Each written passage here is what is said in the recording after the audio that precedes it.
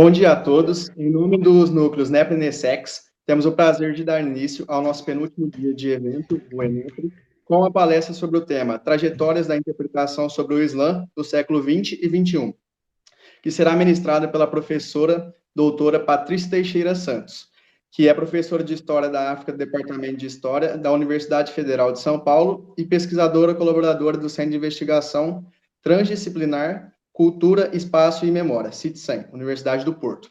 Possui graduação em História da Universidade Federal do Rio de Janeiro, mestrado e doutorado em História pela Universidade Federal Fluminense. No doutorado, foi bolsista do programa PDE, CAPS, na Università degli Studi di Padova. Bolsista do programa Hermes, da Fundação Maison Sciences Delhom, Paris, pós-doutorado em estudos africanos no Centre d'Etudes d'Afrique Nord Sciences Politics, Universidade de Bordeaux. Pós-doutorado e estágio sênior CAPS em História da África na Università degli Studi di Padova e pesquisador do LEM, Laboratório Les Afriques dans le Monde Sciences Politics Bordeaux. De 2011 a 2015, foi membro da coordenação do Grupo Internacional de Pesquisa, Missões e Identidades entre África e Portugal do Centro de Estudos Africanos da Universidade do Porto. Coordenadora do Grupo de Pesquisa Saberes, Práticas e Ensino de História da África e do Brasil em Perspectiva Sul. Bolsista Produtividade em Desenvolvimento Tecnológico e Extensão Inovadora do CNPq de 2012 a 2015. Agradeço a presença da professora doutora Sandra Rita Molina, que hoje irá intermediar a mesa, e também gostaria de ressaltar e agradecer a presença de todos os alunos aqui presentes, e o suporte do técnico do CIT, que foi muito importante para a gente, o supervisor dos núcleos integrados NEP e NESEX, professor doutor Alfredo Guevara, e a coordenadora do curso de Relações Internacionais, professora doutora Tamires Souza.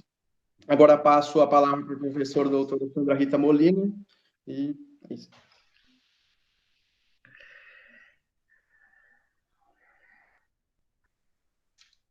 Sandra, a gente não te ouve. Bom dia a todos, é uma felicidade estar aqui com vocês.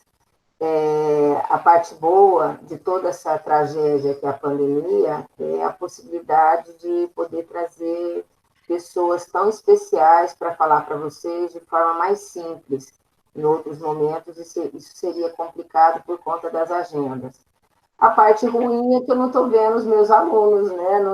Eu não vejo por aqui vocês, os que já foram, os que estão sendo meus alunos, mas quero deixar aqui o meu grande abraço e meu carinho a todos vocês.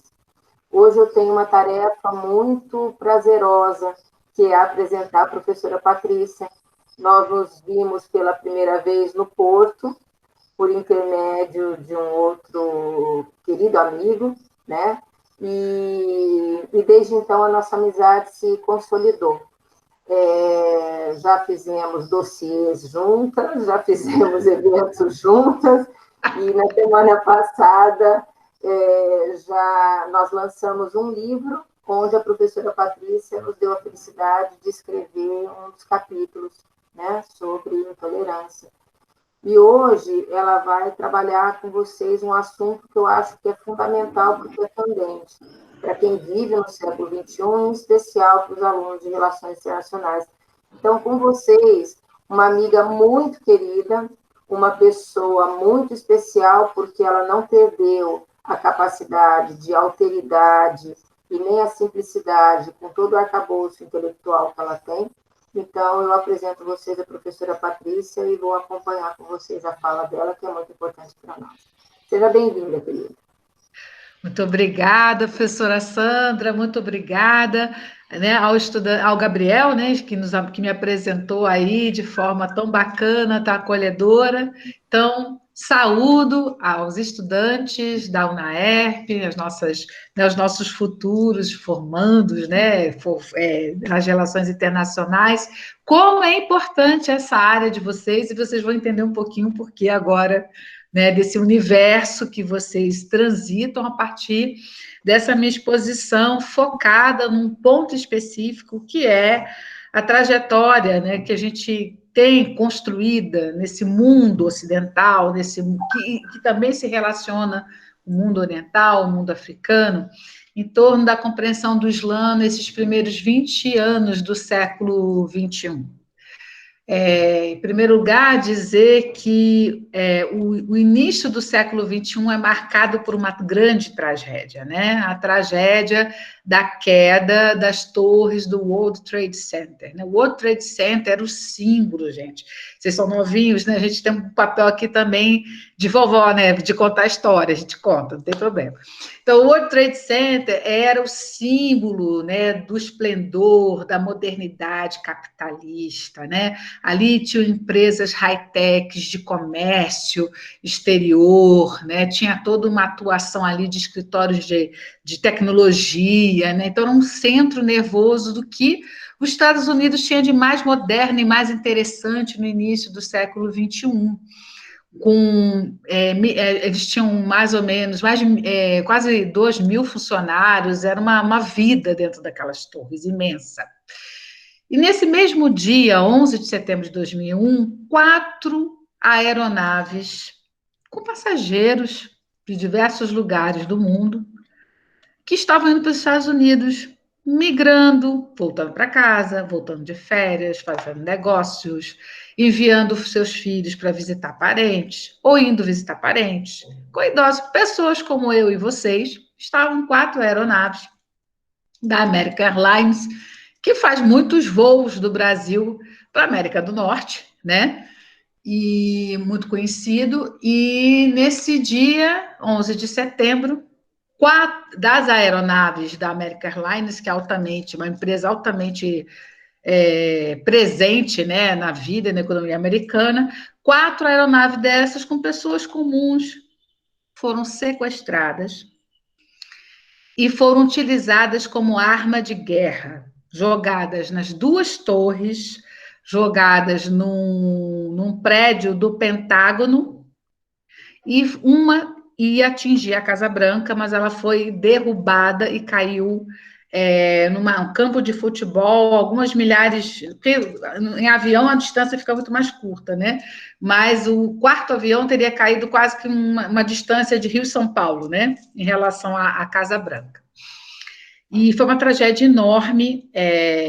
Essa pessoa que vos fala, estava no primeiro ano de doutorado, tinha sido aprovada em primeiro lugar pela Universidade Federal Fluminense, com bolsa, perspectiva de estudos fora do país, muito feliz, com o orientador que sonhava, com a bolsa que queria, num momento de muita felicidade, exatamente fazendo a minha matrícula do 2º semestre de 2001, no doutorado, tendo já feito seminário de projeto, apresentando a minha pesquisa sobre a história do Islã, do Sudão, durante as revoltas anticoloniais do século XIX, sendo muito beneficiada por acesso de programas de TV americanos dos Estados Unidos, né, sobre o Islã, programas muito interessantes, de alguns canais que passavam realmente trabalhos de pesquisadores da Universidade de Long Island, da Universidade da Califórnia, né, que tinham grupos de pesquisa, e tem ainda grupos de pesquisa muito interessantes, e também usando uma bibliografia estrangeira importante.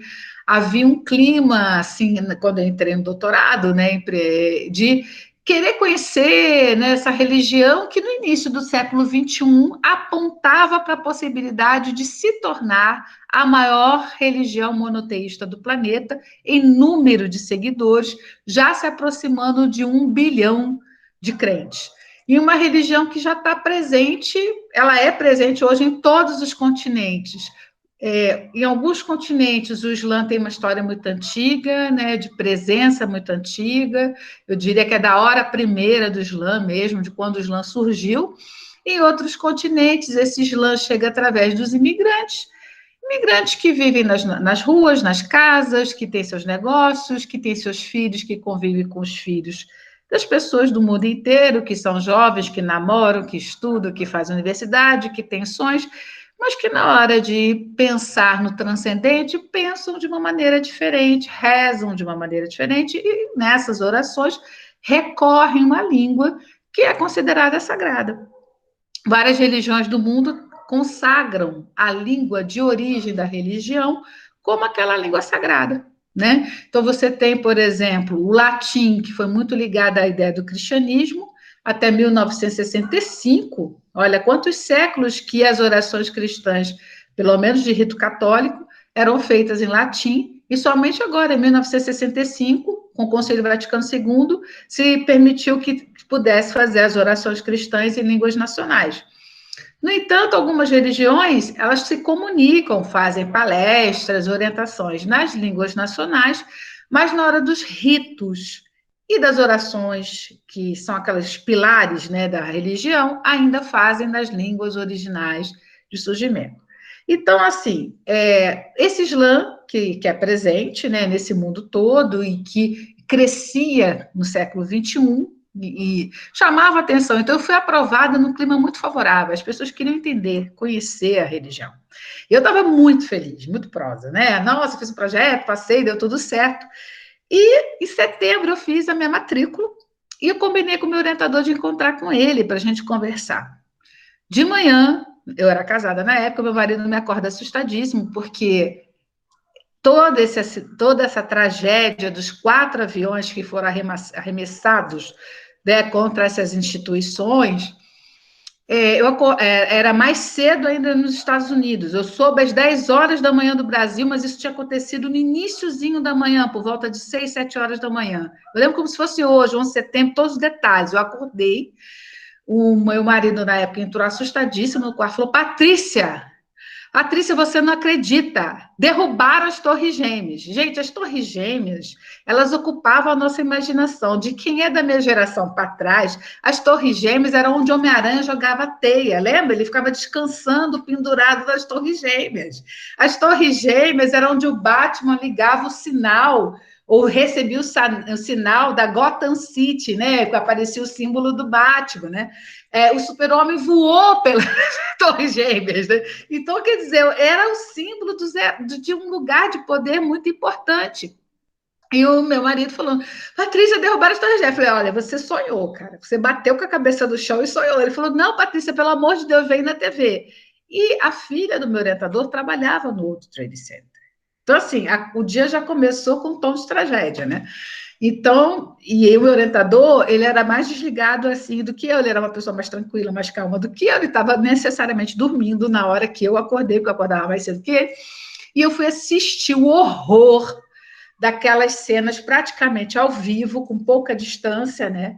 E eu estava vendo 2 aviões batendo nas Torres Gêmeas e o repórter falando, gente, tem um terceiro avião indo para o Pentágono. Aí, assim, gente, assim, eu comecei a chorar, as pessoas chorando, e o avião arremessado em direção ao Pentágono, e aí aquela coisa, eu falei, gente, eu tenho que ligar para o Daniel, como é que eu vou contar isso para ele? Aí eu respirei, liguei, falei, Daniel, bom dia. Ele, oi, Patrícia, por que você está me ligando tão cedo? Eu falei, Daniel, é o seguinte, cara, derrubaram as Torres Gêmeas. Ele, o quê? Né? E a filha dele, que trabalhava lá, quando eu estou falando com ele no telefone, o pessoal, o quarto avião. Eu falei assim, Jesus, o 4º avião da American Airlines. Aí eu lembro do terror que eu senti. O 4º avião da American Airlines bateu, caiu antes, ele estava indo em direção à Casa Branca. Aí eu falei assim, Sérgio, que século? Que século que a gente vai ter? Que século? Eu chorava para ele e falava assim, que século? E aí o Daniel assim, Patrícia, eu preciso ver onde está minha filha. Graças a Deus, naquele dia ela tinha acordado doente e não foi trabalhar. Então, assim, o 11 de setembro, e a partir do 11 de setembro, eu estou contando exatamente, assim, é quase que um depoimento de uma entrevista de história oral. Como eu vivi o 11 de setembro com as informações que eu tinha com o arcabouço mental da época. Né? Eu tinha, no 11 de setembro, eu tinha 31 anos, né? Então, assim, tem essa eu ia fazer 31 anos, né? Então, tem 19 anos que essa história aconteceu, né? Vou fazer 50. Então, eu estava, assim, muito, né? Foi uma coisa... Eu não conseguia comer, as pessoas não conseguiam, porque eu pensava no Daniel, na filha dele, aquela situação. E, graças a Deus, a moça não tinha que trabalhar. Mas nós tivemos mais de 3 mil mortos. Mais de 3 mil mortos. Foram, assim, mortos dos aviões, dos 4 aviões, mortos dentro da torre e mortos dos estilhaços das torres, porque primeiro é a batida do avião. E aí depois, assim, a gente está lá vendo as pessoas comentando, e aí ver ruir as torres foi também algo muito poderoso, algo muito terrível, assim. E uma sensação que eu sentia de uma espada que me atravessava, dizendo assim, que século? O que vai ser desse século? Né? E aí eu lembro que a minha vida mudou totalmente, né? Eu passei a estudar um tema que apavorava as pessoas, né? Por quê? Primeiro procedimento, quem é o culpado, né? Começa essa busca de quem é o culpado e tal. Quem é o culpado, quem é o culpado. Só que assim, quem é culpado em relação ao que exatamente? O que era aquilo? As pessoas não sabiam o que era aquilo.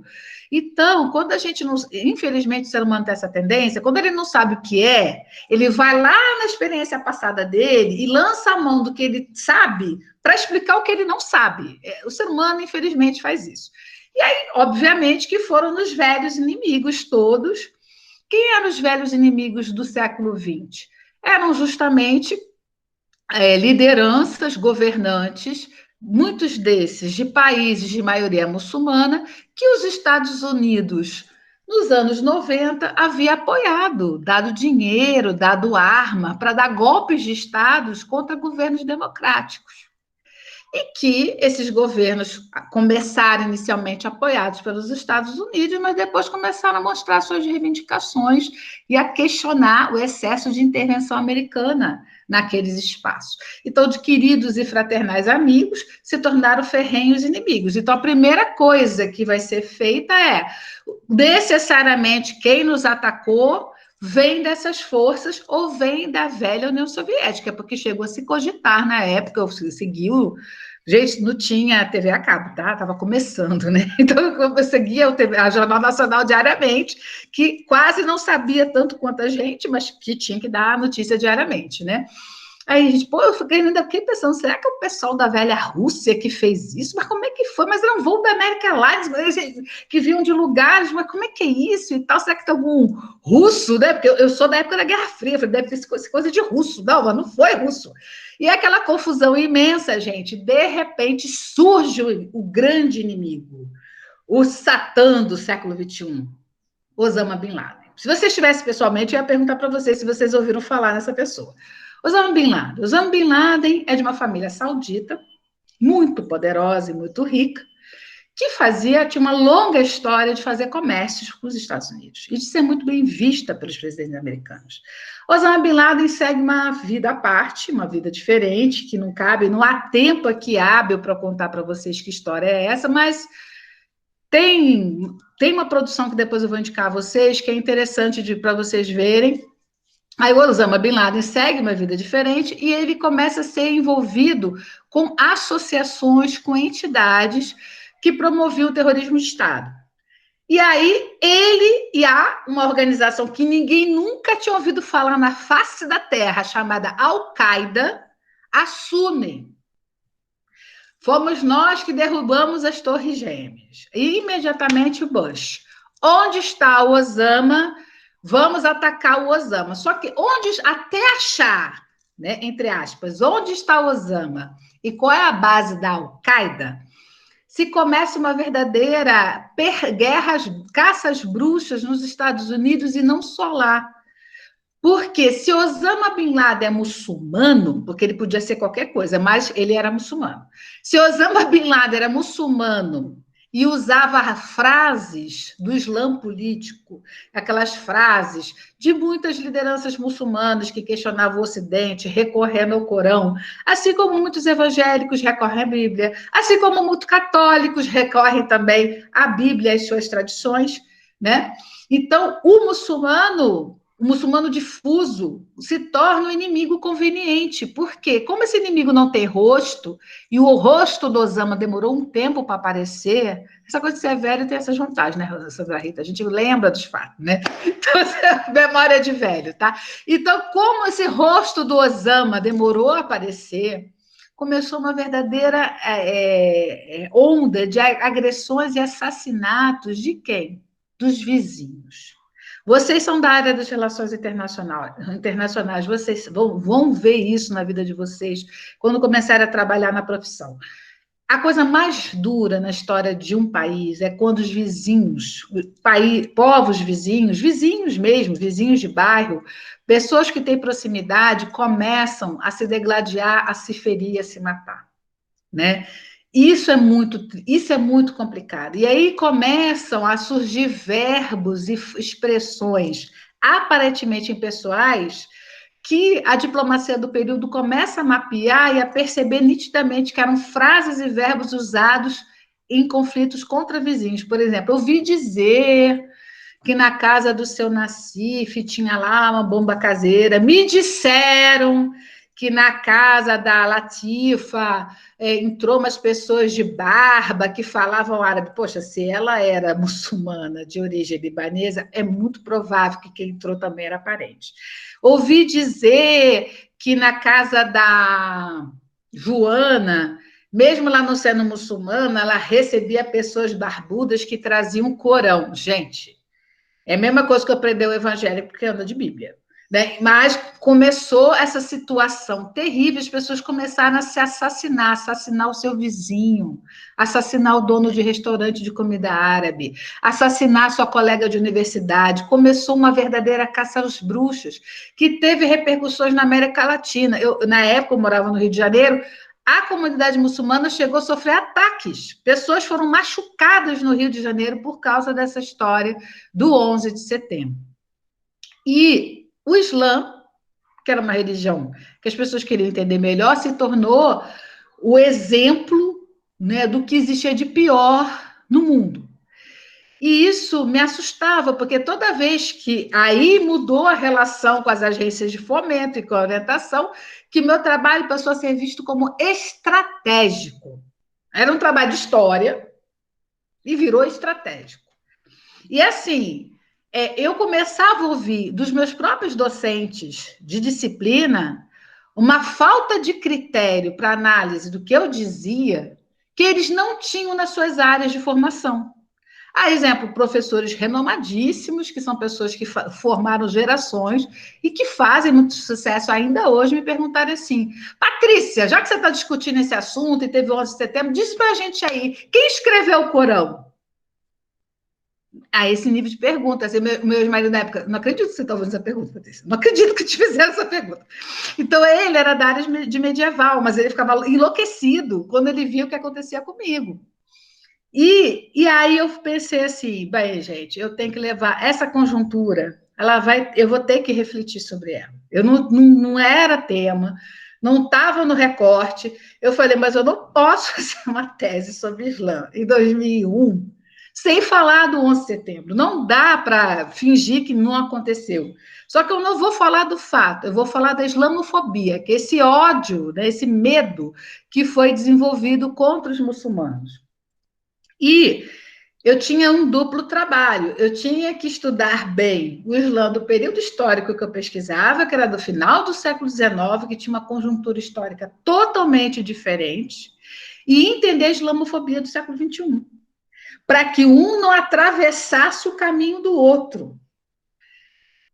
Obviamente que isso me influenciou muito na pessoa que sou hoje.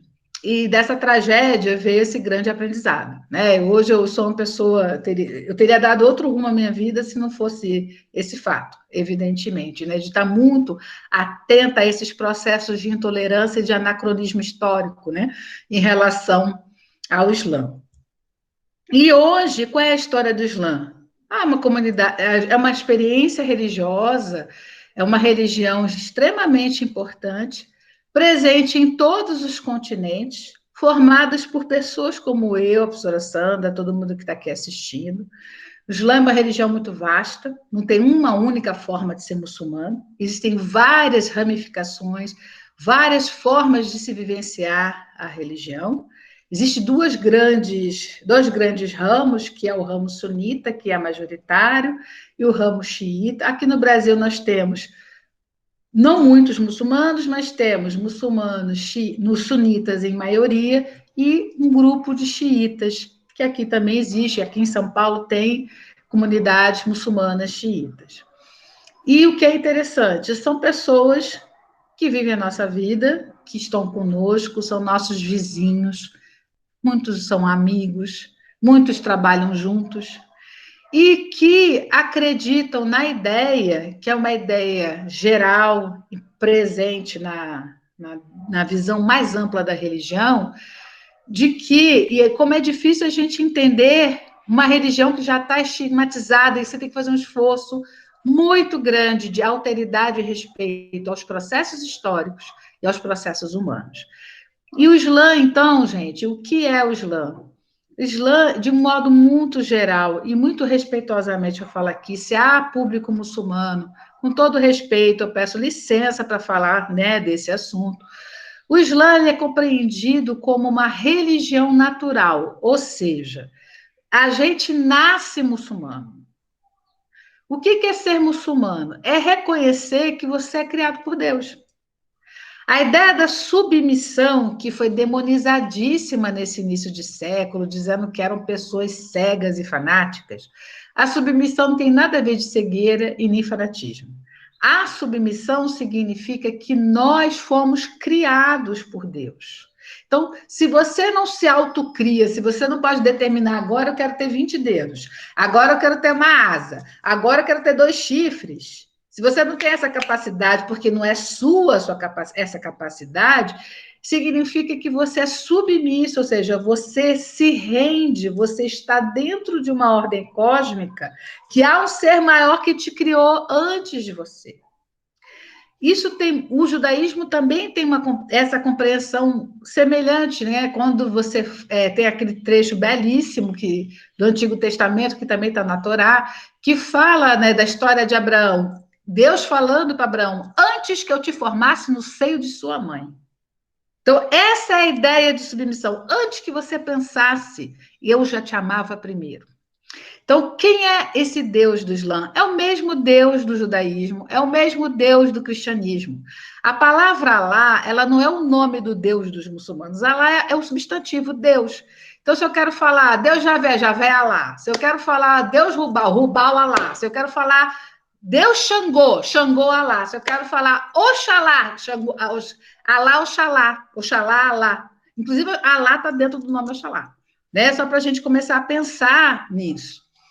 E o Islã tem essa ideia da predestinação, mas não é uma predestinação fatalista, porque é outra coisa que se acusam os muçulmanos deles serem fatalistas. É uma predestinação à felicidade, porque você é um ser que, do início ao fim, Deus te encontra.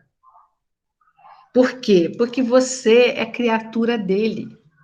Você não existiria, seus pais não engravidariam de você, e seus pais também não foram engravidados, deixa eu brincar com vocês, por outras pessoas, se não houvesse uma ordem cósmica emanada desse Deus que é o incriado, que é um termo fundamental, ele é o incriado, dele nascem todos os seres. Portanto, no Islã, Jesus não é Deus. Jesus, como nós, ele é filho de Deus. Ele tem uma história diferente. A história de Maria é como mais ou menos o cristianismo conta. Ela foi escolhida, o anjo anunciou, ela ficou grávida do Cristo. Mas Jesus foi criado por alguém. Jesus não se autodeterminou. Vou surgir sozinho, ó, vou ter cabelo longo, vou parecer com um vocalista do Kiss, nada disso. Jesus foi criado por alguém. Mas teve que passar pelo útero, porque Deus, se Deus criou todos os seres, podia ter criado Jesus diretamente da sua essência. Mas mesmo que Jesus viesse da essência, ele vem da essência, ele não se autodetermina. Então, essa ideia da submissão significa que nós todos os seres humanos, a fauna, a flora, os seres angélicos, os seres do fogo, e os nossos espíritos, todos nós fomos criados dessa força maior. E a cultura, como já dizia, né, nas tradições muçulmanas, é que faz você ser ateu, judeu, católico, o que for, né? Mas o Islã tem essa ideia da religião natural. E essa religião natural, em que sentido? Não tem pecado original no Islã. Por quê? Para eles, Deus não iria se contradizer. Porque 2 pecados, todo mundo vai herdar o pecado? Não faz sentido. Então, gente, mas com isso, o muçulmano ele precisa reconhecer todos que acreditavam nesse mesmo Deus único antes dele.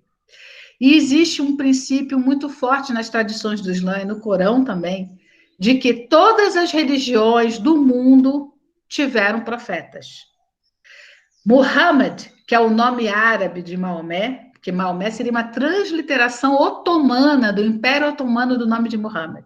Muhammad, ele teria sido o último da linha dos profetas a receber as mensagens, a revelação. E Muhammad, que a gente chama de Maomé, mas desde que eu entendi isso, eu parei de chamar ele de Maomé, eu chamo ele de Muhammad, até porque é um nome que existe ainda hoje, gente. Tem um monte de Muhammad nesse mundo. Até teve uma brincadeira, né? Meu co-orientador é de origem síria. Ele falou: grita Muhammad, vai parar a rua, né? Que mais metade da rua vai olhar para trás, né? Então, assim, né? Aqui a gente faz adaptações, inclusive, desse nome em português, Maomed ou Mahamed, mas o nome é Mahmed, mas o nome é Muhammad, e esse nome existe. Há criancinhas que, neste momento, nascendo nesse mundo, são batizadas de Muhammad no mundo inteiro. Então, assim, Muhammad é um importante líder, né, do seu meio comunitário. Ele era, né, fazia parte dos povos árabes. Ele é um importante líder do seu meio comunitário. Ele é um importante comerciante. A gente lembrar que na Alta Idade Média e no mundo antigo, fazer comércio, e vocês sabem disso, que vocês vão lidar com o comércio exterior. Fazer comércio é uma atividade vital. Fazer comércio é estabelecer contato. Fazer comércio é aprender cultura. Fazer comércio é aprender outras línguas. Fazer comércio é descobrir produtos. Fazer comércio é descobrir remédio. Fazer comércio é conhecer geografia, sabe? Fazer comércio é estabelecer casamentos, e casamento significa linhagem, linhagem significa aliança, né? Então, Muhammad era um líder nessa atividade que é vital nesse mundo antigo medieval, que tinha muito respeito e consideração de todos. O fato da mulher dele ser mais velha e muito bela, a Fátima, a Khadija, ela reconhecia que aquele homem mais novo tinha uma força moral e uma capacidade de liderança que faz ela se apaixonar por ele. Mas no preconceito contra o Islã já diz, Maomé é um garotão que se aproximou da mulher mais velha, cheia da grana. Até isso eu já encontrei, gente. Até isso eu já encontrei. E quando as pessoas odeiam, o ser humano odeia, a mente humana, ela produz infinitamente motivos para odiar cada vez mais. Então a gente tem que ter muito cuidado com isso.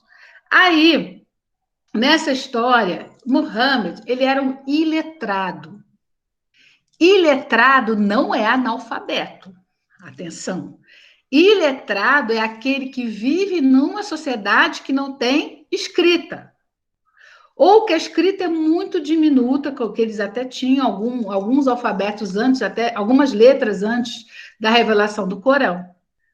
E quando o anjo aparece, o anjo Gabriel aparece para esse líder, para essa pessoa, junto com o seu grupo de amigos e de pessoas que ele escolhe para viver essa história da revelação do anjo com ele, o anjo fala, leia.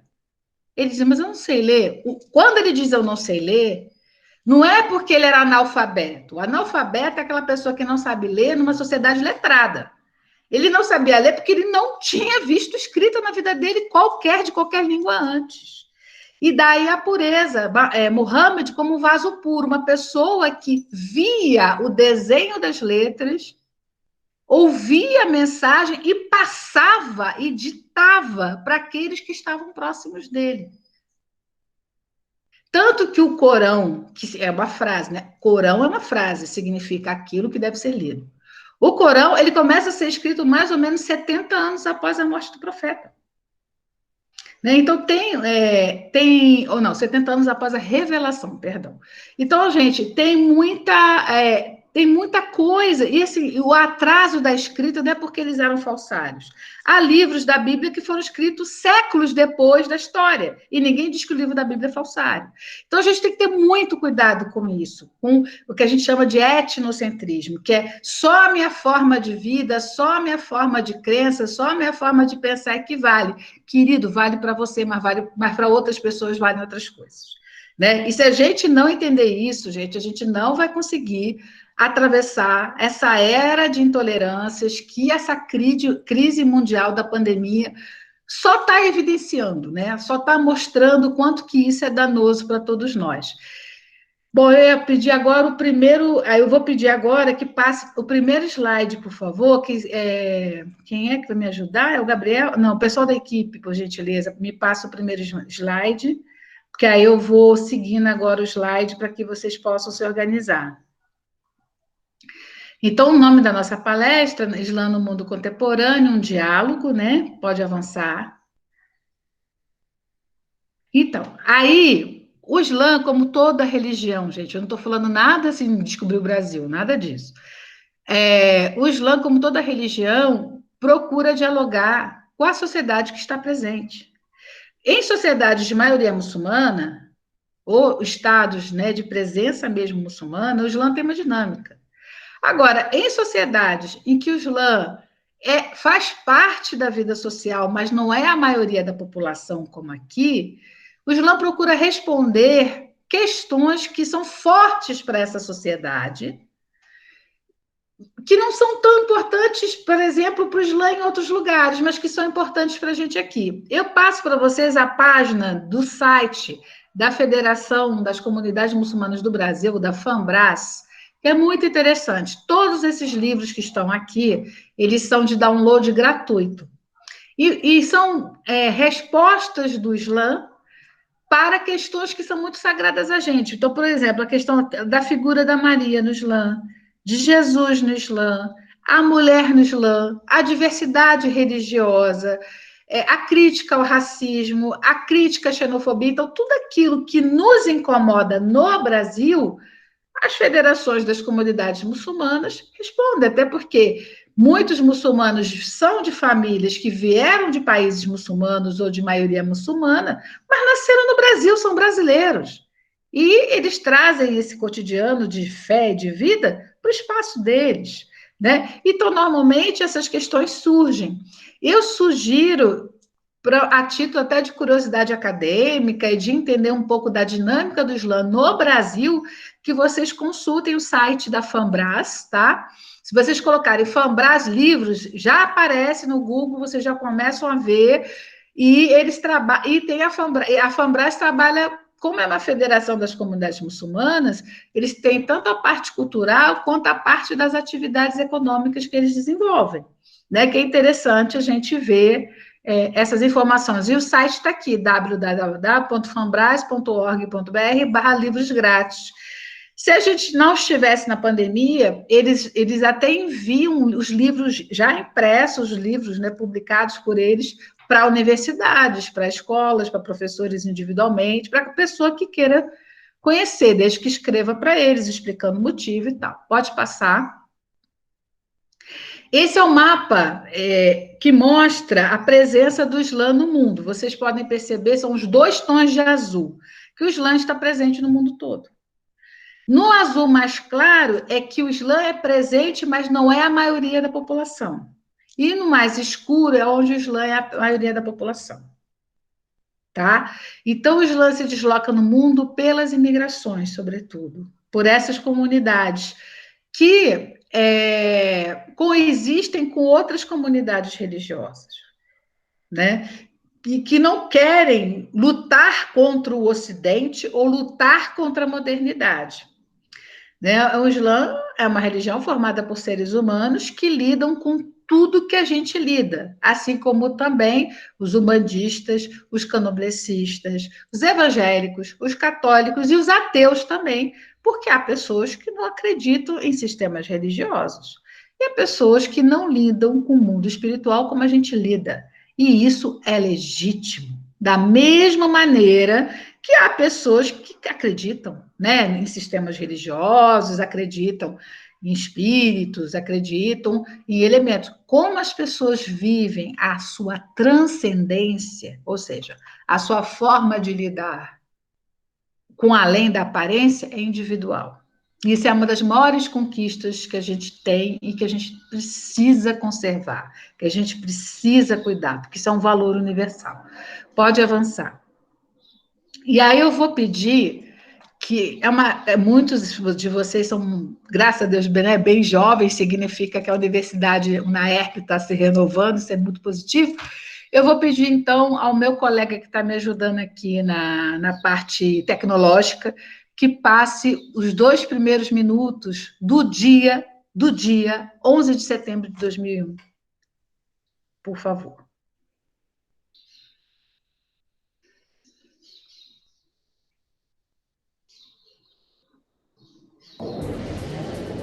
11 de setembro de 2001, Nova York, 8h46 da manhã.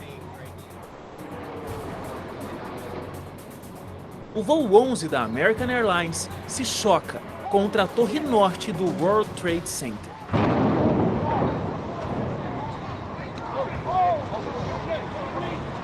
O que parecia ser um acidente se transforma em pânico, quando 16 minutos depois, outro avião atinge a Torre Sul.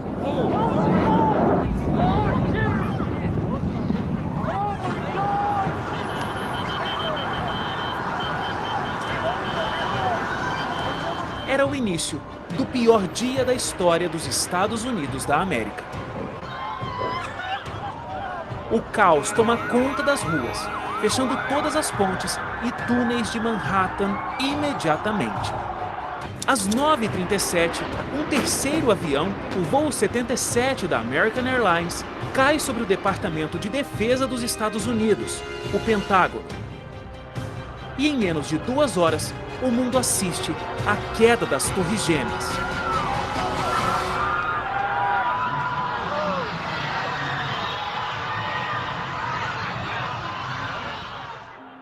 Um quarto avião, que teria como destino o Capitólio ou a Casa Branca, caiu em uma plantação na Pensilvânia, após passageiros tentarem retomar o controle da aeronave.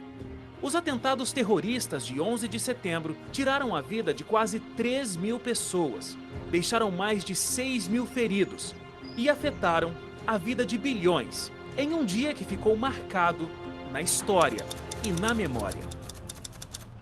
Pode parar, por gentileza. Bom, os fatos falam por si também, né? São cenas impactantes. 19 anos depois eu ainda me emociono quando eu vejo essas cenas.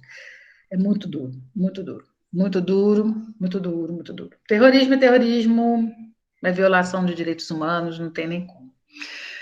Mas o que se sucede a essas cenas tão duras são milhares de cenas piores, milhares de cenas de dor, de países da Ásia e do Oriente Médio sendo bombardeados na caça do inimigo Osama Bin Laden, consolidando também com isso, ou usando os ataques para consolidarem interesses econômicos dos Estados Unidos no Iraque, né? E no Oriente Médio, né? E nesse contexto, eu já pensava, né, de ir ao Sudão, e quando eu pensei em me preparar, pedir auxílio da UF para isso, nesse sentido, para fazer visita na capital, em Khartoum, isso já, praticamente já no final do doutorado, já era governo Clinton, o Sudão foi bombardeado, país mais pobre da África, que vivia o conflito do Darfur, cujas imagens do conflito do Darfur superavam em tristeza as antigas imagens da guerra de Biafra nos anos 60, Khartoum é bombardeado. Então, isso me invadiu muito profundamente, né? E me mostrou a importância do que eu fazia. E me mostra a importância do que vocês estão estudando, né? De ter essa clareza, de buscar informações, de terem referências teóricas e metodológicas, de ter um aporte crítico científico e não do senso comum, que é acrítico e geralmente mobiliza visões do passado, terrores do passado. né? E aí eu vou continuar aqui com vocês pelo nosso PowerPoint, que vai ser mais fácil também para eu não me perder, né? A época, né, que aconteceu o 11 de setembro, emergiu fortemente a interpretação de que os fundamentalistas... O que é fundamentalista? Toda pessoa que tem uma fé cega em algum caminho, tá? No caso aí, os a ideia de que os muçulmanos eram fundamentalistas. À época, emergiu fortemente a interpretação de que os fundamentalistas muçulmanos teriam feito o ataque e que havia um grande antagonista internacional, que era a organização Al-Qaeda, liderada por Osama Bin Laden. Como o discurso desta organização aludia a uma interpretação política de elementos discursivos e sociais da história do Islã e dos muçulmanos, numa perspectiva extremista, e que não representava os anseios das comunidades desta religião nos países onde está presente, isto gerou um grande choque e reações de diversas autoridades e pessoas seguidoras do Islã em todo o mundo, que condenaram o ataque às Torres Gêmeas, até porque morreram muçulmanos nas torres. Havia empregados, funcionários muçulmanos que morreram nas torres, né? E aos Estados Unidos da América, por ferir os princípios religiosos de respeito à vida humana. No Islã, ninguém tira a vida senão Deus. Deus dá a vida, Deus tira a vida. Na hora que essa vida se encerra. Muitos muçulmanos morreram, isso eu quero frisar. Muitos funcionários das torres, que eram muçulmanos, morreram no 11 de setembro. Comunidades muçulmanas ficaram enlutadas, né? E passaram a sofrer outros lutos, porque as vítimas da ação terrorista, muitas delas passaram a apoiar outras ações terroristas contra pessoas comuns e passaram a apoiar a extrema agressividade da política externa norte-americana, que quis mostrar ao mundo assim, nunca mais a gente vai passar pelo que a gente passou, nem que a gente destrua esse planeta, né? Que foi a política do pai Bush e do filho Bush. Por favor, pode seguir. Contudo, infelizmente, uma onda mundial de agressões às antigas comunidades muçulmanas estabelecidas nos Estados Unidos e em outros países que nada tinham a ver com o ataque, por exemplo, o Brasil, né, passaram a ocorrer. Como o inimigo não era facilmente perceptível, o alvo das agressões passaram a ser homens e mulheres comuns que professavam a fé muçulmana e que eram cidadãos inseridos na vida econômica e social estadunidense e nos países da Europa Ocidental, aliados desta potência na OTAN. Muçulmanos da Europa também sofreram muitíssimo.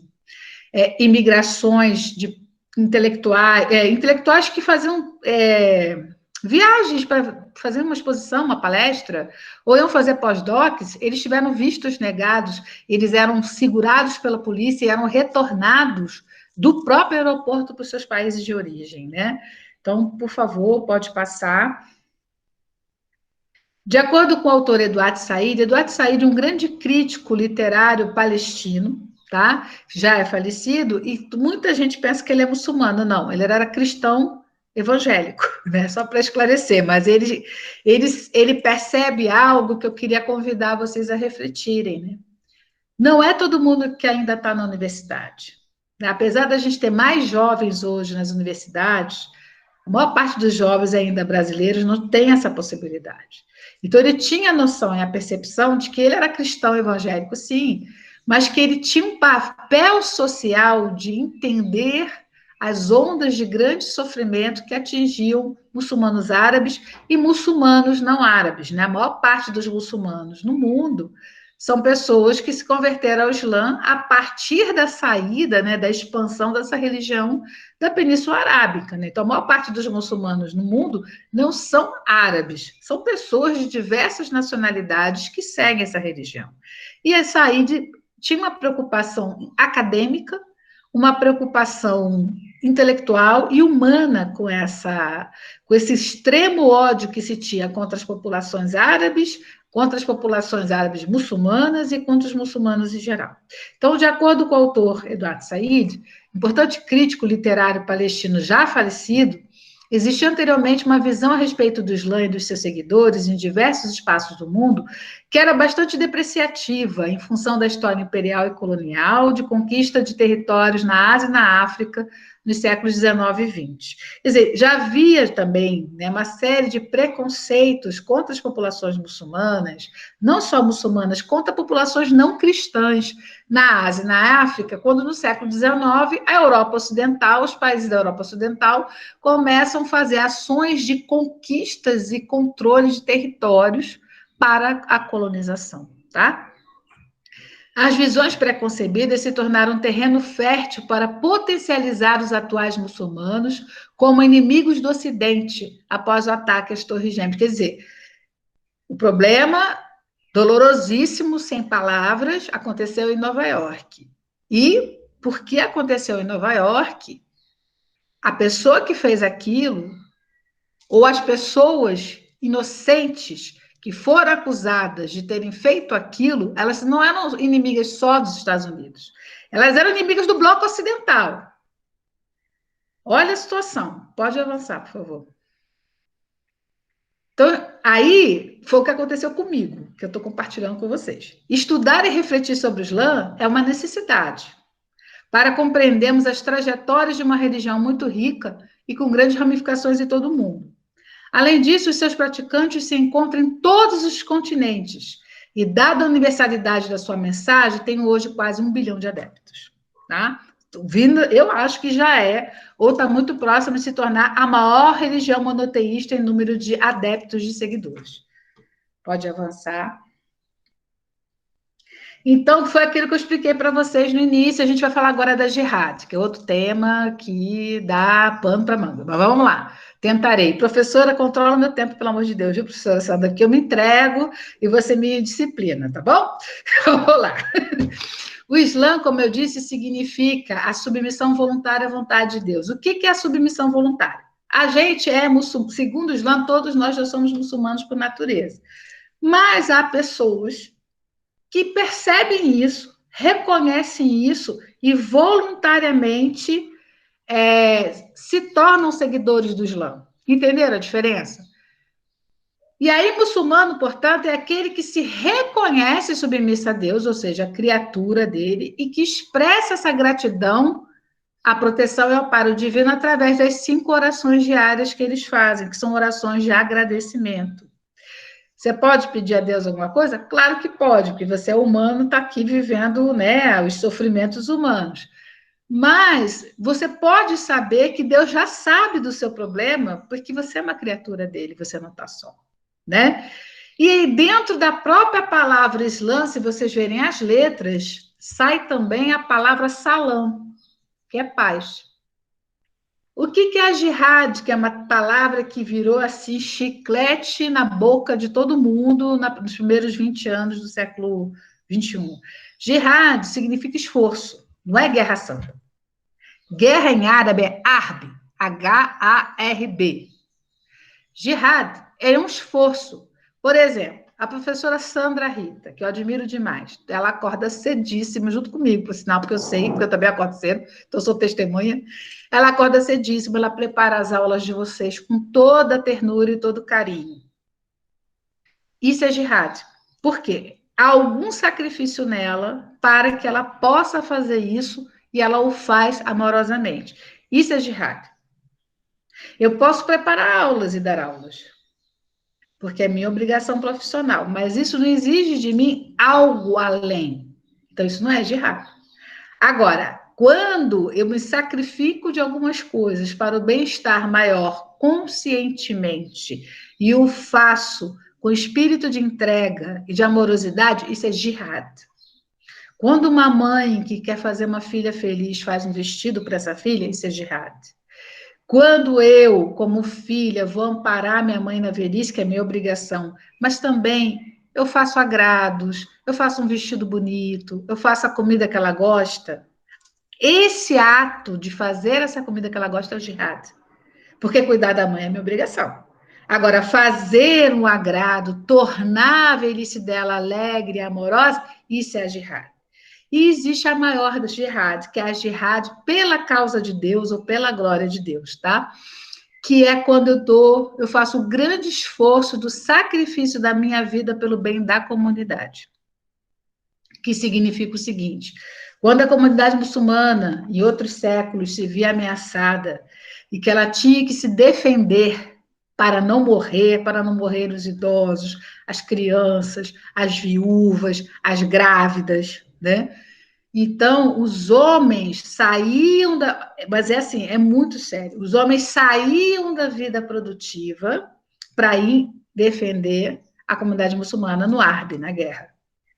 E eles perecendo, aí iam as mulheres, e elas perecendo, iam os filhos, e os filhos perecendo, e até o último, até preservar os idosos e as crianças. Então, e esse esforço vai para o paraíso por quê? Porque não é porque ele tem ódio, mas não é ódio do inimigo. Olha que complexo, gente. Não é o ódio do inimigo, é o amor pelos mais frágeis. Você vai através da jihad ao paraíso pelo amor aos mais frágeis. Você não vai atrás da violência. Você não vai buscar a violência. Você não vai entrar em grupo terrorista para explodir os outros se explodir. Isso não é jihad. Jihad é um ato extremo de doação de si próprio para um bem muito maior, para a preservação da sua descendência. Então, eu vou para a guerra, a mulher vai para a guerra, quando ela vê os mais novos sob risco de perecimento. Há muitas interpretações, por exemplo, do que acontece nos territórios palestinos, devido à grande violência de Israel e da presença de mulheres em atos de guerra, porque também há muitas leituras de que aquela comunidade pode também se perceber como perecendo. E há muitas leituras feitas por grupos paramilitares para ganhar dinheiro e recursos com isso, e que colocam os verdadeiros praticantes da religião numa situação terrível. Tá? Então, tudo isso acontece junto, tá, gente? Então, só para a gente ter essa clareza. Mas jihad não tem nada a ver com guerra. Guerra em árabe tem uma palavra própria para isso, é Harb, H-A-R-B. Tá? Jihad é esse esforço. Então, por exemplo, o nosso amigo estudante que me apresentou aqui, que virou para mim e falou, professora, eu estou aqui empenhada em te apresentar. E que ele fez jihad, porque ele fez em nome de todos vocês.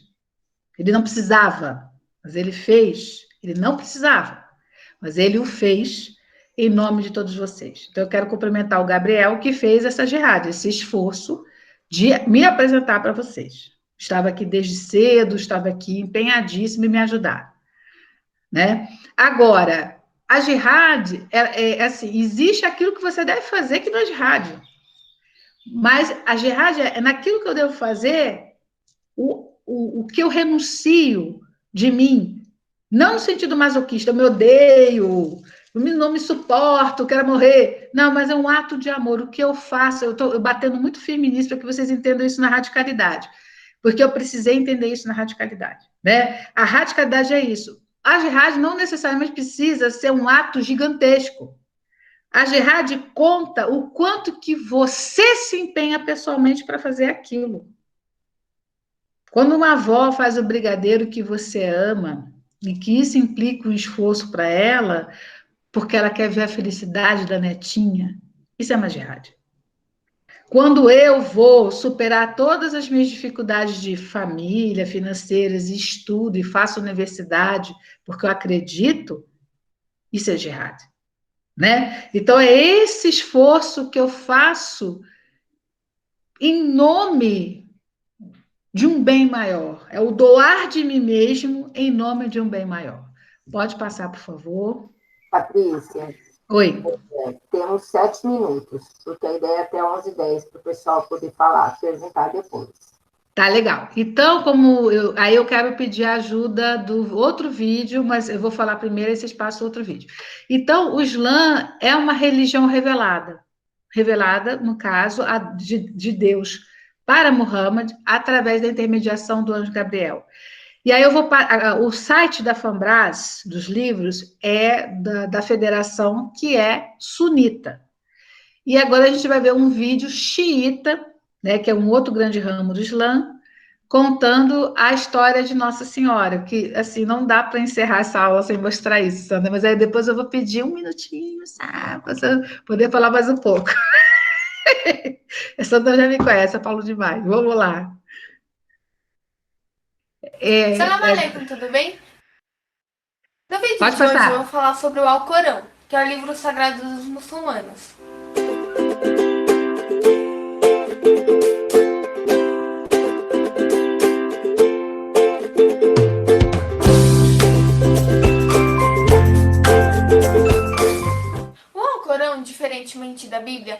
possui vários livros que foram escritos por pessoas diferentes. Ele é um livro só, que tem 114 capítulos, que nós chamamos de suratas. As 114 suratas demoraram 23 anos para serem reveladas.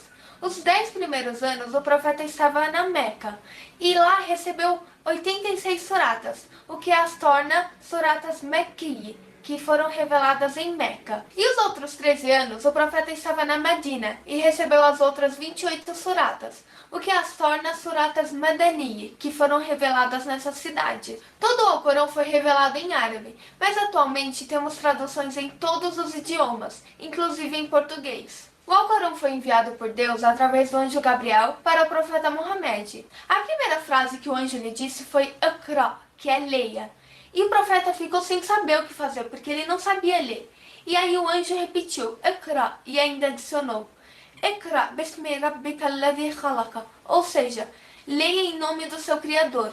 E então, depois de tanta insistência, o profeta acabou lendo os versículos que lhe foram dados. Esses primeiros versículos revelados fazem parte da surata Al-Ala, que significa coágulo, de número 96. E ela implica na importância do conhecimento e da leitura e da escrita, mostrando que o conhecimento é um dever de todo ser humano. E também, esses primeiros versículos foram revelados ao profeta em Meca, perto da Kaaba, o lugar mais sagrado para os muçulmanos. No Corão não tem só suratas que falam sobre a religião e os ensinamentos islâmicos. Tem várias suratas que contam as histórias dos profetas, tem algumas que falam da vida, dos direitos humanos, do universo, sobre o dia do juízo final. Então tem de tudo no Alcorão. Ele é a bússola dos muçulmanos. Nele tem respostas e soluções para atuais e futuros problemas que a gente pode passar. Quem segue o Alcorão, segue a paz e o conhecimento, porque é isso que ele transmite. Quando os terroristas falam que estão matando em nome do Alcorão, eles estão pegando frases fora de contexto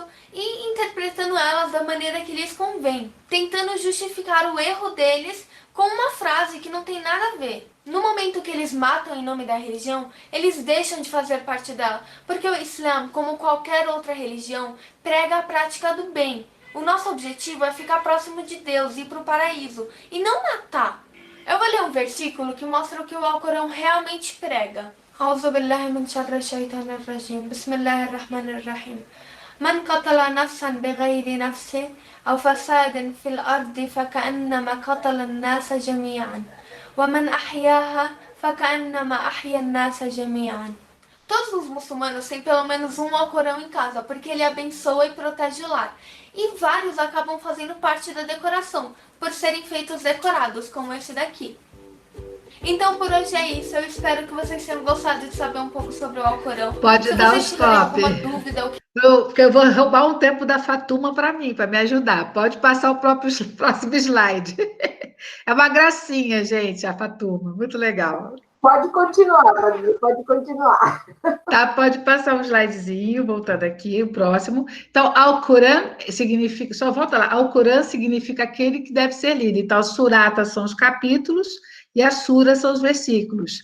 Interessante que, como foi uma imagem que o anjo fez das letras e das palavras, então, surata é a grande imagem e sura é a pequena imagem, tá? Tanto que em cinema, a palavra cinema em árabe é derivada da palavra sura. Sura, então, sura aqui, cinema, eu não esqueci agora a palavra, acho que é suraya, não sei. Significa, assim, um lugar que passa muitos pedacinhos de imagem. Então, em árabe, cinema é esse, é um lugar que passa muitos pedacinhos de imagem. Pode passar.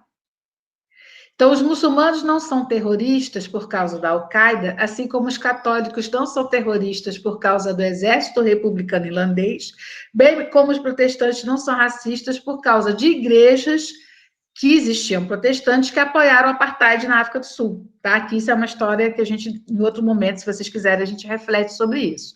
Pode avançar. Então, o século XX traz atenção, religião, laicidade e política, que a gente tem que estar sempre muito atento a essa tríade, tá bom? Mais um pouquinho. Então, a gente, com tudo isso, o que eu mais desejo, e desejo na profissão de vocês, é que vocês possam buscar, entender e construir caminhos para o respeito à diversidade religiosa, cultural, política e humana, porque isso traz progresso econômico. Sem isso, não há progresso econômico. Salam aleikum. Salam aleikum significa que a salam, a paz, aleikum, esteja com você. Então, salam aleikum. Com isso, eu encerro essa minha primeira parte aqui da apresentação. Shukran Kabir. Muito obrigada. Obrigada. Que delícia! Adorei! Olha, eu sempre aprendo muito com você.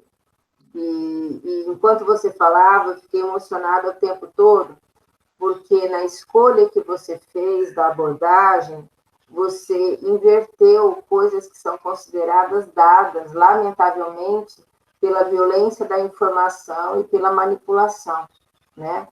Então, eu acho assim muito interessante, porque, principalmente para o aluno de Relações Internacionais, é importante que ele entenda o quanto se manipulou, o quanto se utilizou e se manipulou as Torres Gêmeas, né? Porque era o momento também de criação da nova ordem mundial. E, naquele momento, você define os norte-americanos como a representação do Ocidente contra o Oriente, né? Então, no momento de união, que deveria ser de união, você tem essa cisão que já tinha sido pensada há muito tempo na Guerra Fria, né? Então, uma reafirmação da potência do império, né? Então, isso que eu achei muito bonito. Eu vou fazer uma primeira pergunta, e aí eu vou, porque os alunos sabem que eu pergunto muito, mas eu faço a primeira pergunta para levantar a bola para a Patrícia responder, e aí eu fico aguardando do pessoal as próximas perguntas.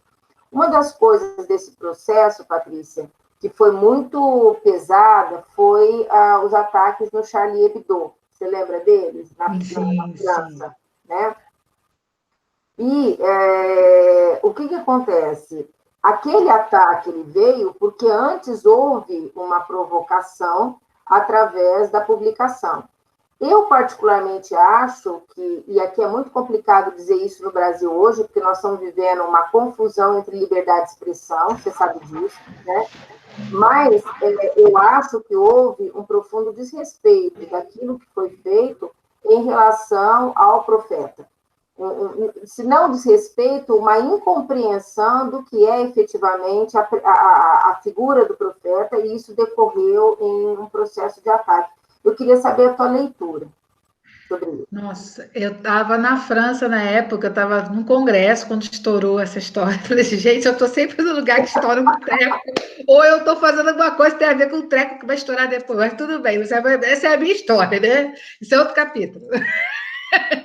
Mas o que, assim, primeiro, o que se alegou lá, isso que é interessante, é que as pessoas fazem piadas, podem fazer piada do Muhammad, assim como se fazem piadas de Jesus Cristo, e tem de fato, né? Até o Porta dos Fundos fez recentemente, né, um filme sobre Jesus e tal, que a galera, né, também teve reações e tal, que é uma sátira das figuras sagradas que não é, assim, uma vez nesse mundo ocidental isso acontece, né?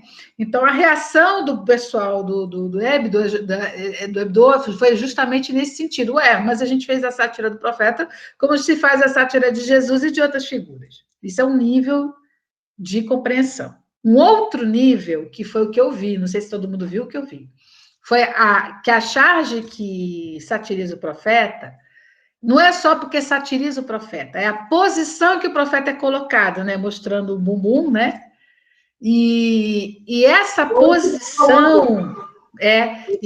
posição já tem um imaginário anterior de agressões à população muçulmana pelos fatos deles rezarem se agachando e se levantando.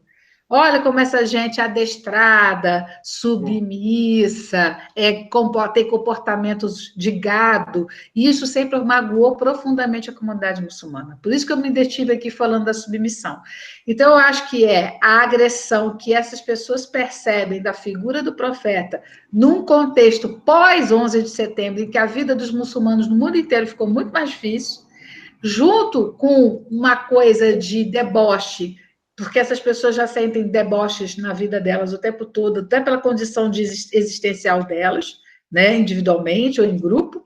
E terceiro, a alusão à posição, que é mais uma vez essa ofensa que se faz pela forma deles rezarem, né? Que isso magoa realmente profundamente. O Alfredo tem algumas questões aqui. Sim. Se você acredita, se principalmente nos países com menos adeptos do islamismo, a imagem do terrorismo associada à figura do Islã um dia vai ser desconstruída, em especial analisando o contexto do Brasil e Estados Unidos. Eu acho que a grande esperança é por aí mesmo, são esses países em que os muçulmanos têm outras formas de convívio e que não estão tão polarizados justamente por esse ódio, que dá, inclusive, para eu dar essa aula que eu estou dando para vocês hoje. Né? Então, eu acredito que é por aí mesmo. Ele continua, e tem bastante pergunta para você, estou achando que não sou eu só que pergunta aqui. Existe uma visão atual de que o islamismo anda junto com uma força política, como não sendo apenas uma religião de escolha, tendo um aspecto teocrático, isso seria uma visão conturbada do islamismo?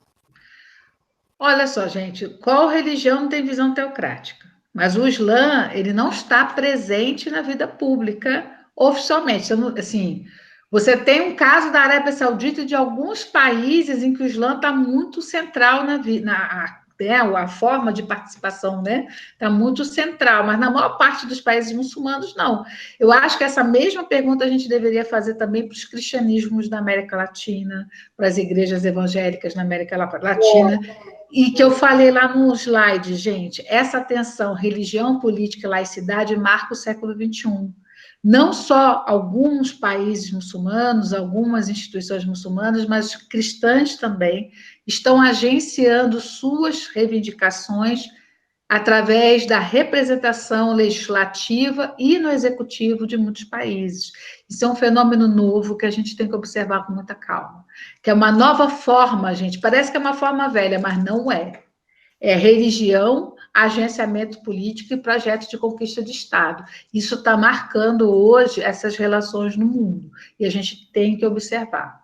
Isso é um tema para uma outra aula, uma outra reflexão, mas não é só, tá, gente? Acontece, não é a realidade da maioria dos países muçulmanos, mas acontece, e acontece aqui na nossa experiência, onde a gente observa isso, nas religiões cristãs, especialmente nas neopentecostais, que é um agenciamento, e inclusive a prova cabal disso é a expulsão da Igreja Universal de Angola, em África, né, porque eles percebiam nitidamente, o governo, né, do MPLA percebia nitidamente esse agenciamento de ação religiosa e projeto político, e eles, fora daqui. E aí dá toda essa discussão que a gente está vendo aí.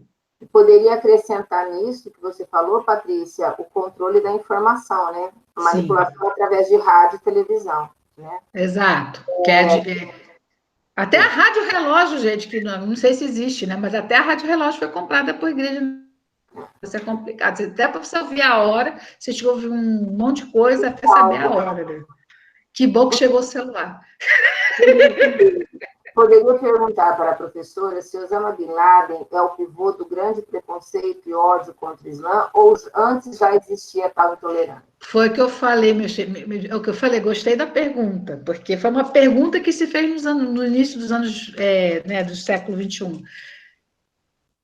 Uma coisa é o Osama Bin Laden, uma coisa é a Al-Qaeda, e uma coisa é a propaganda dos Estados Unidos, porque eu estou abolindo o norte-americano cada vez mais, a propaganda dos Estados Unidos, usando esse inimigo que já se declarou inimigo, potencializando essa figura ao máximo. Né? Mas já existia, como eu falei aqui, preconceitos contra as religiões não cristãs e contra o Islã também, até porque o Islã vai resistir, muitos povos muçulmanos vão resistir pesadamente contra o colonialismo, né? Então fica assim, já tem um passado, né? Quando as pessoas não sabem entender o que acontece no presente, eu já falei isso aqui. Infelizmente as pessoas lançam mão dos velhos preconceitos para explicar os novos preconceitos. Agora que eu descobri que são as questões dos alunos, viu? Essa coisa da mediação é complicada. Tem uma última questão. Professora, a minha pergunta seria uma associação entre a política externa dos Estados Unidos com o Islã na época do 11 de setembro com a dos dias atuais. Houve uma mudança de comportamento entre ambas as partes em termos de relações Sim. internacionais? Nossa. Só teve mudança, porque assim, você tem uma fase de extrema agressão à guerra do Iraque, né? A execução do Saddam Hussein, né? A minha colega que fez doutorado comigo na UF, ela entrou depois de mim, né? Mas ela fez doutorado na UF, e a minha amiga, ela foi a tradutora para o português do sentenciamento do Saddam. Então, a imagem passando e era ela que estava traduzindo, né? E antes de morrer, ele reconhece o Estado palestino. Olha que coisa. Coisa que ele não fez em vida, né? E ele sempre muito aliado aos Estados Unidos, com projetos próprios para a região e também de representação dos interesses americanos. Ele vai rompendo isso, é cobrado isso dos Estados Unidos, e se aproxima de outras, né, entidades políticas que têm projetos próprios anti-americanos. Ele também, depois de Osama Bin Laden, porque tem muito isso da política externa americana, eu preciso eleger... a política externa norte-americana, ela é o exemplo clássico do dualismo. Ela precisa, para existir, para se auto-reconhecer, ter um inimigo. Ela precisa, ela tem isso. Existem outras formas de política nesse mundo, tá? Não só essa, mas essa que é muito conhecida, porque ela é muito presente, ela precisa desse binarismo, ela precisa dessa dualidade. Aí o Saddam vai substituir essa figura de ódio, né? E agora, de novo, os inimigos são difusos, né? Você não tem necessariamente um inimigo centrado. Mas, assim, a Covid, e a gente não pode esquecer disso, a pandemia colocou todo o planeta sujeito a uma determinada situação. A hiperexploração capitalista continua como nunca, só que ela é feita sob o peso dessa presença, dessa ameaça que está no ar, dessa percepção de que o planeta não é um ser receptivo, eternamente receptivo de tudo que a gente faz de errado, de pernicioso, que o planeta tem uma reação, né? E que muitos biólogos, arqueólogos e paleontólogos estão chamando a atenção de que é o seguinte: este planeta teve dinossauro, este planeta deixou de ter dinossauro, e este planeta pode deixar de nos ter numa boa, tá? Porque esse planeta sobreviverá. Agora, como nós queremos sair de todas essas crises? É mantendo essa política internacional do início do século XXI, ou pensando que foi uma coisa que já teve, que agora está em declínio, mas que já teve, a formações de organismos de parcerias sul-sul, por exemplo, que podem ser muito interessantes para oxigenar as relações econômicas, de parcerias comerciais, parcerias políticas, de promoção de políticas públicas nesse mundo, né? Porque, obviamente, o impacto da Covid mostra é o colapso dessa forma de organização internacional da política, capitaneada pelos Estados Unidos, daí, né, os Estados Unidos é aquela... Você perceber na política externa americana aquela imensa dificuldade de lidar com o fato da Covid, né? E de governantes afinados a essa política, que nem o Trump, como o nosso presidente, né? Reagindo igualzinho, né? Porque parece mimetismo, mas não é só mimetismo, é porque governantes que apoiaram no tio Sam nesse momento estão se degladiando, e como ele também está se degladiando, porque, assim, contra os fatos não se tem mais argumentos, né? Então, a necessidade de uma profunda reforma desses estados, né?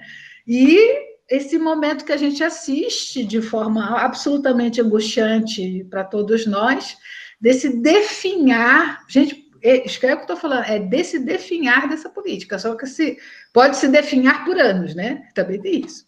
Essa é a questão, né? Mas é um definhar, né? O que vai vir disso, só a gente ainda não sabe. Mas, de fato, a crise da pandemia, que está longe de ser resolvida no sentido político, no sentido biológico e humano, a gente tem avançado, já tem as pesquisas da vacina e tal. Mas não é só vacinar a população e imunizar. Tem todo um processo, tem todo um ano de 2020 que o planeta parou e que a gente vai levar anos, se 2021 for mais favorável, para se recompor economicamente. Esse é o ponto. Patrícia, uma última pergunta. Entendo ser algo muito abrangente, tem muitos autores que utilizam diversas definições, mas queria saber a sua opinião sobre como definir terrorismo. Se posso defini-lo pelo ato, pelo ator, qual a sua opinião sobre essa definição? Olha, gente, eu recomendo o texto, o capítulo da Juliana Bigatão, que foi professora aí da UNAERP, uma colega muito querida, para ler, porque, assim, eu não pesquiso o terrorismo, tá, gente? Eu trabalho com o Islã em outro período histórico, mas eu tive que me aproximar dessa situação da islamofobia, porque isso estava limitando até acesso meu à bibliografia, isso estava me causando problema, né? Dificuldade de acesso à bibliografia, eu tive que lidar com essa dupla situação, acessar a bibliografia, sim, não no sentido do acesso de ter o material, mas acessar porque os autores entraram na confusão do período e começaram a escrever coisas absolutamente nonsense para períodos históricos que não tinham nada a ver com o século XXI. Então, eu tinha que ir além do texto o tempo todo. Essa coisa, uma coisa é ler um texto. Ah, vou ler aqui, né? Que interessante, tal. Vou aprender. Tem coisas a criticar, ok.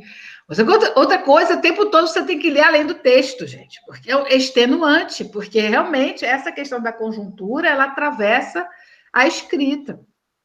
Agora, tem um autor da época que eu acho ele razoável, bastante razoável, que é o Tariq Ali. Ele escreveu um livro chamado Confrontos de Fundamentalismos. Mas é o governo Bush, é para entender o governo do Bush filho. Então, é um livro que talvez vocês achem para comprar online ou para fazer download, mas é um livro assim mais interessante, né? Mas assim, o Brasil tem grupos que pesquisam já sobre esse tema do terrorismo, tem o Laboratório de Estudos do Tempo Presente da UFRJ, tem um pessoal da Fundação Getúlio Vargas que faz um trabalho, tem vocês aí da UNAERP que fazem um trabalho ótimo também, mas assim, a gente ainda tem carência dessa discussão aqui no Brasil, quem me perguntou sobre terrorismo. Patrícia, eu passei aí, gente, na Fundação do Livro e Leitura de Ribeirão Preto, eu passei o endereço, eu vou pedir para a equipe repassar, vocês podem baixar o livro gratuitamente. Então, lá tem o artigo da Patrícia e o artigo da professora Juliana, que é sobre o terrorismo que ela mencionou. Tem uma outra pergunta aqui, se você recomenda filme, livros ou séries sobre o Islã e alguma leitura sobre o 11 de setembro. Bom, do 11 de setembro é o Confronto de Fundamentalismos, que é um livro escrito no momento, mas é o mais saudável que eu já vi na época, tá? Que é o do Tariq Ali, que é da Record, eu acho, editora Record, Confrontos de Fundamentalismo. Inclusive, ele faz o Bush com a cara do Bin Laden, né? A capa é sensacional, que é tudo a ver, tudo a ver. É o fundamentalismo cristão com o fundamentalismo muçulmano, é tudo junto. E filme do 11 de setembro, nenhum. Desculpa, está muito comprometido, gente. Talvez outra pessoa recomende, mas eu não consigo ainda pensar. Filme, não. Ainda não consigo pensar nesse momento que... Pode ser que haja, e eu desconheça, mas pelo que eu já vi, não.